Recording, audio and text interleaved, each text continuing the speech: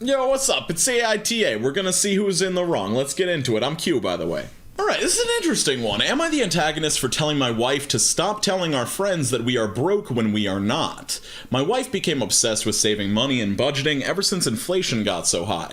Every Sunday, she sits down, calculates how much we can spend the next week, and puts only that amount into our shared account. She has been uncomfortably open about this with our friends. For example, if they asked us to go to a bar together, she'll say the budget won't let us, let's drink at home. Whenever they invite us to do something that costs money, she offers a cheaper alternative, saying we are trying to save money. My wife is the one responsible for our family finances, and she is generally really good at setting up goals and reaching them, but it has now gotten to the point where my friend drew me aside and asked me if we need help and offered to pay for the next outing. Afterwards, I told my wife about it and told her that she should stop always acting like we are broke because it makes me feel uncomfortable. She said that she always asks for my approval for our weekly budget and that it's not right and that I'm blaming her for a small misunderstanding from my friend. Meanwhile, I agreed to everything. She then kind of called me shallow for worrying about our appearances. Am I really the one in the wrong here? She is projecting this image that we are broke everywhere. Meanwhile, we save about 50% of our income every month. Okay, so I'm not a financial expert. Let me know if this is different than your life and how your life works, but for me, if I was able to save 50% of my income every month, that would be a sign that I am doing very well. At least for me. I'm not sure about you, but I definitely think you cannot claim to be poor if that's what you're doing every single month. You might be living very tightly, but it comes back to what I think about the situation. It really depends on how your wife is saying it. If she's just saying like, hey, we're budgeting aggressively right now, I can't come through or whatever, that'd be a lot better than if she was actually like, nope, we're broke, we're poor, because that would be like stolen valor in my opinion.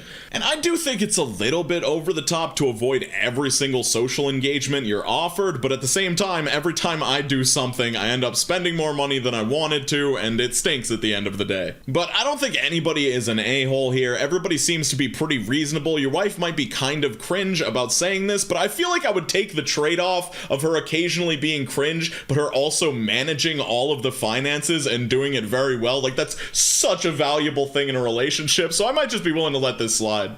Am I the antagonist for not wanting to name my son after my wife's dead best friend? Throwaway account. My wife Kate, 26 female, and I, 28 male, are expecting our first baby in about 3 months. We've been married for 2 years now and have known each other for about 4. She's from a different state, so I don't personally know a lot of her childhood friends / extended family and such. Long story short, we are finalizing baby name ideas and decided on the first name, Pete, last name. Why did you need to include the last name thing anyway? I was content until we mentioned the name around her mom and she mentioned how beautiful it was and how kind of a way it was to honor Pete. I'm awkward in person, so I waited until we were alone to ask Kate what her mom meant. Turns out Pete was Kate's best friend from high school on up. Unfortunately, Pete got addicted to hard drugs and passed away about 3 years before I met Kate. Her excuse for not telling me was that it's hard to talk about him. While I understand the sentiment, I don't want my son carrying the name of not only someone my wife lost, but also an addict. I suggested other names we both considered in the past, but Kate refuses to budge. I just don't get why she wants to be reminded of something so horrible every time she calls our son's name. Oh, ew, Jesus. When I first read this, I was just like glancing at it and I was like, okay, you didn't want to name your kid Pete. I understand. I wouldn't want to name my child frickin' Pete. I don't care how important he is to you. But anyway, that's mostly a joke. But it sounds like he was cool with the name Pete, and then when he found out that this person had died and struggled with addiction, now it's not cool anymore. And it doesn't seem to only be the addiction thing. It seems to also be the fact that this is just a person that has died, and he doesn't want, like, the negative association. It's like, no, she's gonna look at her son and be like, oh, this is my friend's legacy living on through our son Pete.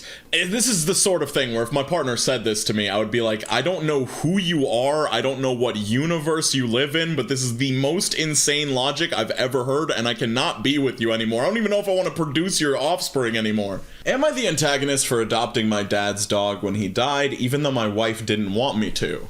My dad died of heart failure about 2 years ago. His long-term domestic partner called me to tell me he was on the way to the hospital, but was certainly deceased.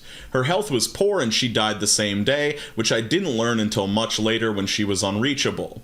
I couldn't get into the house and had to force the door. The dog was obviously orphaned, a cockapoo, small, easy, mild, 9 years old, no problems. Okay, is a cockapoo a real name for a breed of a dog? If it is, the person that named that should have their rights stripped of being able to name anything ever again. I took the liberty of bringing her home. My wife was a little shy of furious, but very, very angry. She said I should have asked her, and that it's her house too. I wouldn't contradict that, but under the circumstances, I was certain that she would understand. I was very, very hurt by her insensitivity.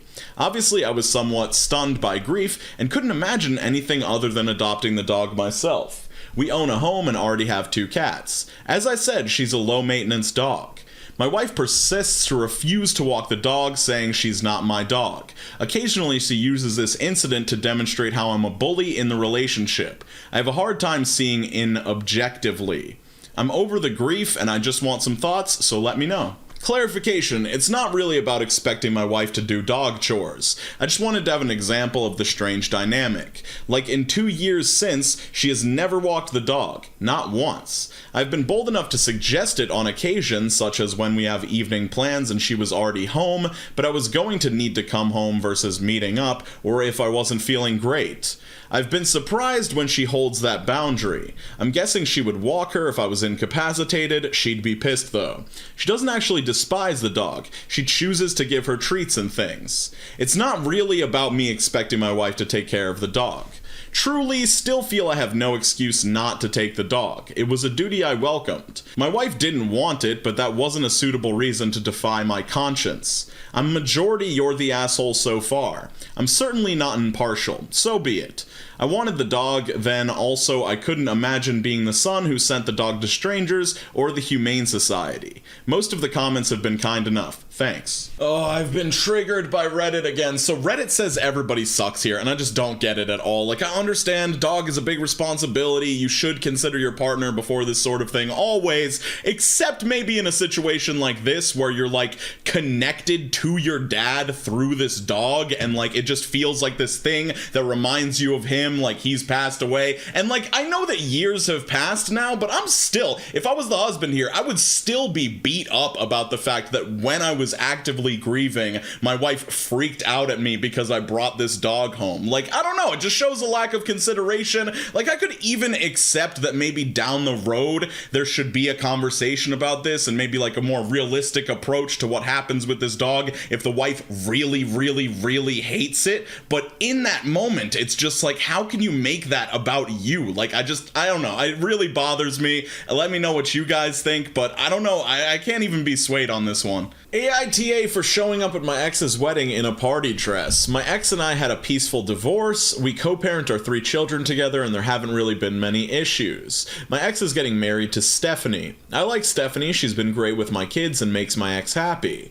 My ex invited me to their wedding, and I was happy for him. It was my day with the kids, so it made sense for me to come, was his reasoning. When I arrived at the wedding, Stephanie thanked me for dropping the kids off and brushed me off. We never had any issues beforehand. I explained that I was going to stay for the reception, and she was very upset. I was confused because I assumed she knew I would be in attendance. It turned out she didn't consider that I would actually accept the invitation. I told her that I was invited, and since I took the 2-hour drive, I would be staying for the entire duration. She didn't like this response. Stephanie asked me to leave, and I stood my ground. She went on to complain about my dress upstaging hers. My ex and former mother-in-law helped to calm her down, and the wedding shortly began. I thought that was the end of it, but later in private, Stephanie accused me of trying to ruin her special day. She's convinced that I wanted to show off and make the wedding about my divorce. She said it was rude for me to not leave after a bride requested it because it was her special day. I told her I'm not responsible for her insecurities, and once again reminded her that I have no interest in stealing my ex back. Edit, the dress is posted on my page, and since this is a throwaway, I don't remember the random password I typed up. I will also be active on u/closureseekingx2, and the reason I read that username is because this user deleted their main account after this whole thing blew up. I don't know why you would link your main account on a post like this unless you only wrote it to get clout on your main Reddit account. Like, this is clearly a thing that does not make you sound like a likable person whatsoever. Like, I I don't think that anybody deserves to get bullied off of the internet for something they posted on r/AITA, but just understand that if you post something that sounds extremely unlikable, people aren't going to like you. Anyway, there's a picture of the dress on the screen right now because apparently it was a problem in the story. It does, to me, look like a red wedding dress. Like, it does look very extravagant and something that will stand out. And this user elaborated in another comment that she did go to this wedding for a sense of closure, even though she wasn't going to tell anybody else about that. But guess what? The bride read you like a book and could tell that that's why you were doing it. And it's also just, like, weird that she wore this dress when she's trying to, like, why wouldn't you just want to blend in if you're trying to get closure, if you're really just there to, like, experience it and really let your ex go? So I don't know why you approached it that way. It's just very strange. And, like, I know that sometimes brides and grooms to a lesser extent can get out of control about somebody trying to upstage them with apparel, but I feel like if there's one person that it's reasonable to have a competitive vibe with, it might be your partner's ex-wife. Would I be the antagonist for reporting my roommate to CPS? I really need someone to tell me if I should go ahead with calling CPS or if I'm just being a judgy antagonist. I'm a man in my mid-20s. This Wednesday, a new roommate moved in. She is a woman in her 20s, a single mom to an adorable 5-year-old daughter. I've never met this woman before she moved in, and she was brought in by our landlord, and we had a 10-minute convo Wednesday before I went to work. I work night shifts. Yesterday she woke me up at 7 a.m., I got home at 3, and she told me that she had to go to work, but that her daughter is in bed and if I would keep an eye on her. I was so sleep deprived that by the time I was about to say no, she had already left. Am I crazy, or is it very dangerous to leave a 5-year-old girl with a strange man? I'm a good person, but she didn't know that. I don't even think I would be able to leave a kid with someone I knew for weeks, let alone minutes. Her kid is very well taken care of, she is happy, they cuddled after her mom got home from work, she read her a story, played with her and all, that's why I am hesitating. Oh, and she apologized for dumping her on me. Apparently she wasn't even supposed to go to work, but there was an emergency. So would I be the antagonist if I called CPS on her? Edit, I forgot to say I have no problem with watching the kid. I actually love children. My issue is just with the mom not knowing me, not for watching the kid. Since people seem to just ignore it, my issue is not with being left to care for the kid. My issue is with the mother basically leaving her kid with a complete stranger. So Reddit calls this guy the asshole for some reason. I guess maybe he didn't get his edits in fast enough and a bulk of the votes came in when people just misinterpreted this. But yeah, I think it's absolutely insane to leave your kid with a random stranger you barely know. Like, I wouldn't necessarily want to be a roommate with some stranger, but I would do it if I had to. But it's a completely different thing to be a roommate with somebody else as an adult and to leave your child with this random person. Like, that's just nuts. Now, as far as the CPS thing is concerned, I know that if you call CPS on somebody, it can cause a lot of problems. Like, it's not always necessarily the best thing for the kid to end up in the system. Like, I get that it's complicated, but this is definitely not a good thing that she did. Definitely a very bad mistake, and like, I don't even know how you would begin to try and advise a full-grown adult with a 5-year-old child that they should not do this. A video on screen is really weird anti-fat shaming PSA from this channel, Generation Hope. It's sort of like Dharma. It's an interesting video. Check it out. Check it out on my music channel is the other video if you're interested. Anyway, skate on to the best of your abilities. Make sure you're drinking a lot of water, channel members, and I'll see you guys super soon. Peace out, Cub Scouts.